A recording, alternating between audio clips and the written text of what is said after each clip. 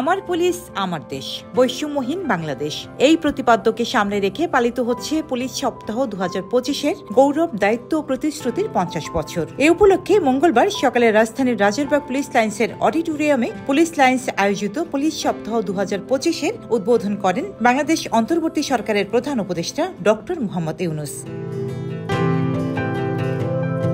3 দিন ব্যাপী এই অনুষ্ঠানে বিভিন্ন ক্যাটাগরিতে সাহসী ও কৃতিত্বপূর্ণ অবদানের জন্য পুলিশ সদস্যদের হাতে তুলে দেওয়া হয় রাষ্ট্রপতি পদক, বাংলাদেশ পুলিশ পদক এবং আইজিপি ব্যাজ।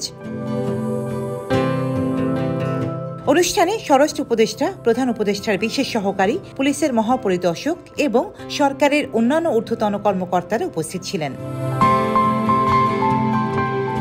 পুলিশ সপ্তাহ ঘিরে বাহিনীর পক্ষ থেকে নানা কার্যক্রম গ্রহণ করা হয়েছে বলে জানিয়েছে বাংলাদেশ পুলিশ কর্তৃপক্ষ।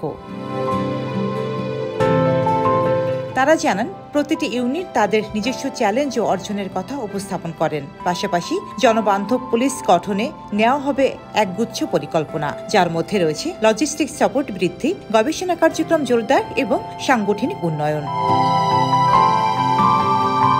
অনুষ্ঠানে প্রধান উপদেষ্টা তার ভাষণে পুলিশ সদস্যদের নিরলস পরিশ্রম, আত্মত্যাগ ও দায়িত্ববোধের প্রশংসা করেন। তিনি বলেন, দুর্নীতি, সন্ত্রাস, জঙ্গিবাদ ও মাদক মোকাবেলায় পুলিশের ভূমিকা জাতি চিরকাল শ্রদ্ধার সঙ্গে স্মরণ করবে। বাংলাদেশ পুলিশ শুধু বাহিনী নয়, এটি একটি মানবিক প্রতিশ্রুতি। স্মার্ট বাংলাদেশ গড়তে পুলিশকে হতে হবে প্রযুক্তি নির্ভর, জবাবদিহিমূলক ও জনগণের আস্থার কেন্দ্রবিন্দু। এবারে পুলিশ সপ্তাহে মূল গুরুত্ব দেওয়া হচ্ছে স্মার্ট পুলিশিং, প্রযুক্তি ব্যবহারের সক্ষমতা, মানবাধিকার সচেতনতা এবং জনগণের সঙ্গে সম্পর্ক জোরদার। পুলিশ সপ্তাহ 2025 হবে প্রতিশ্রুতির 50 বছর, এগিয়ে যাওয়ার নতুন পথচলা।